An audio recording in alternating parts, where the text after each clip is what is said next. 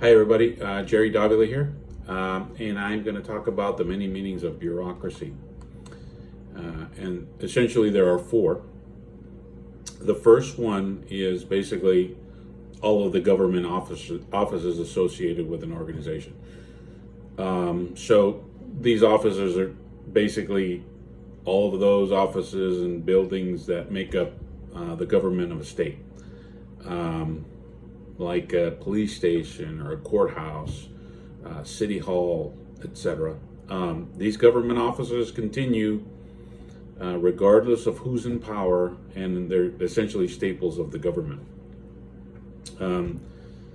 The second meaning of bureaucracy is all of the public officials associated with the organization.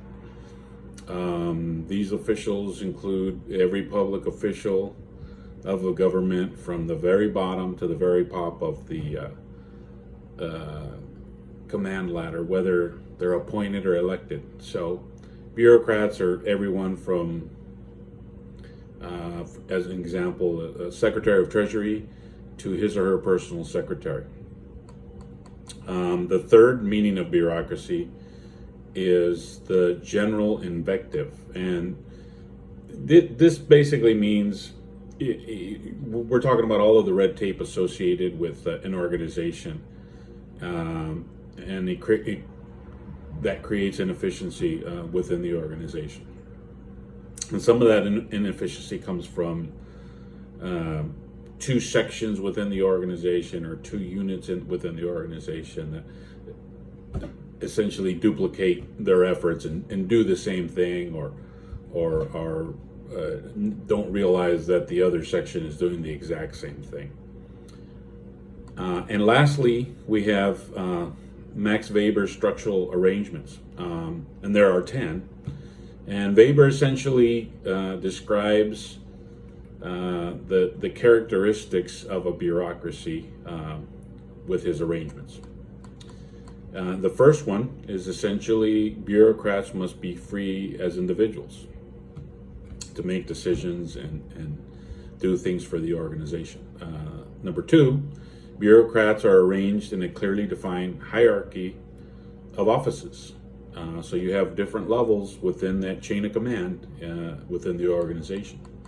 Number three, the functions of each office are clearly specified in writing.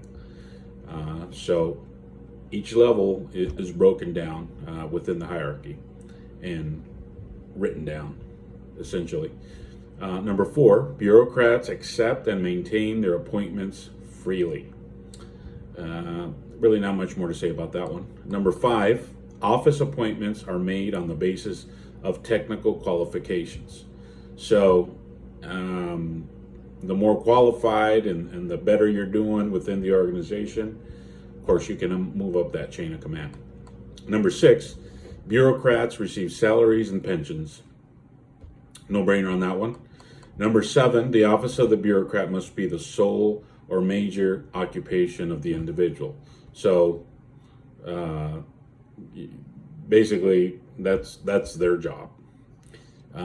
Number eight, there's a career system with promotional opportunity. So